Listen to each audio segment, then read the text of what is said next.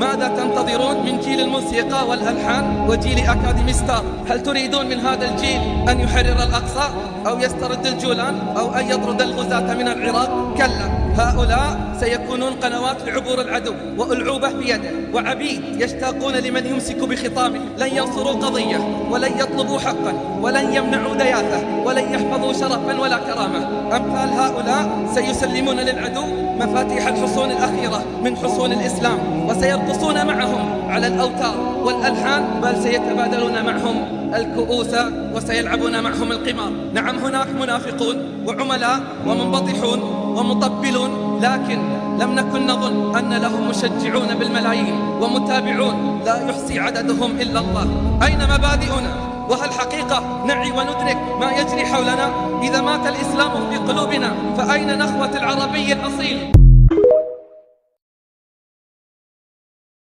فماذا تنتظرون؟ ماذا تنتظرون من جيل الموسيقى والألحان وجيل أكاديمي ستار؟ هل تريدون من هذا الجيل أن يحرر الأقصى أو يسترد الجولان أو أن يطرد الغزاة من العراق؟ كلا، هؤلاء سيكونون قنوات لعبور العدو وألعوبة بيده وعبيد يشتاقون لمن يمسك بخطامه. لن ينصروا قضية ولن يطلبوا حقا ولن يمنعوا دياثة ولن يحفظوا شرفا ولا كرامة. أمثال هؤلاء سيسلمون للعدو مفاتيح الحصون الأخيرة من حصون الإسلام، وسيرقصون معهم على الأوتار والألحان، بل سيتبادلون معهم الكؤوس وسيلعبون معهم القمار. نعم، هناك منافقون وعملاء ومنبطحون ومطبلون، لكن لم نكن نظن أن لهم مشجعون بالملايين ومتابعون لا يحصي عددهم إلا الله.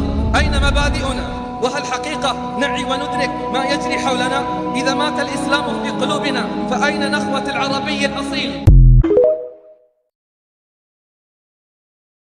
فماذا تنتظرون؟ ماذا تنتظرون من جيل الموسيقى والألحان وجيل أكاديمي ستار؟ هل تريدون من هذا الجيل أن يحرر الأقصى أو يسترد الجولان أو أن يطرد الغزاة من العراق؟ كلا، هؤلاء سيكونون قنوات لعبور العدو وألعوبة بيده وعبيد يشتاقون لمن يمسك بخطامه. لن ينصروا قضية ولن يطلبوا حقا ولن يمنعوا دياثة ولن يحفظوا شرفا ولا كرامة. أمثال هؤلاء سيسلمون للعدو مفاتيح الحصون الأخيرة من حصون الإسلام، وسيرقصون معهم على الأوتار والألحان، بل سيتبادلون